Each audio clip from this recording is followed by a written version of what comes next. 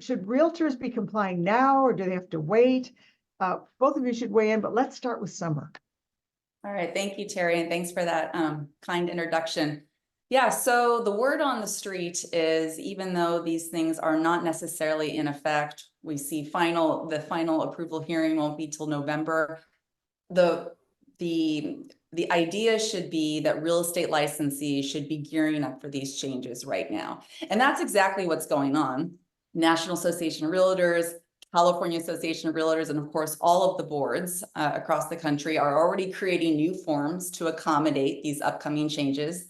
The MLS is vigorously working to implement these new changes, which are not going to be easy. So yes, the answer is yes. Agents should be getting acquainted with what these changes mean, how to explain commission structures and everything that's going on to their clients. And there should be massive training on buyer representation agreements. Yeah, one of the things that I learned this morning from our master coaches session is just read it, Right. just go through it, and you'll have a new awareness. And it also, I think, Wayne, if you'd like to chime in on this, one of the challenges we've had to face with this present challenge is that we never generally, I speak as general realtors, articulated the value of the services. And so now that seems to be the fly in the ointment for some of the current challenges we've got. Tell us what your thinking is going on with one of the recommendations to those firms that you're working with now.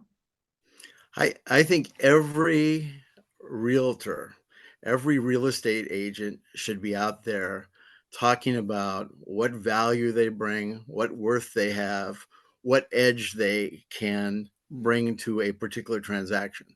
And in connection with that, it would be what particular skills they have, what successes they've had in the past, what successes they see themselves having in the future, what sort of relationships they have. I used to tell people when I was the real estate commissioner that I could do a transaction myself, but I always went to a realtor because they have particular knowledge about an area. They can bring me information that I couldn't get otherwise.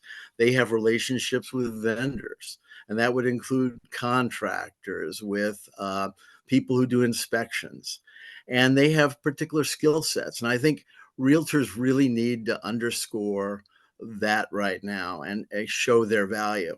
In the past, it wasn't that necessary for, let's say, a buyer's agent to show much value other than here's a house to look at, and then they would get a commission for bringing someone to a home.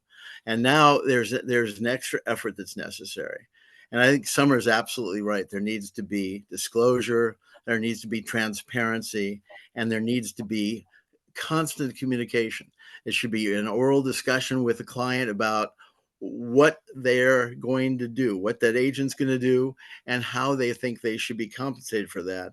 And there needs to be written communication as well, written contracts and the buyer representation agreement.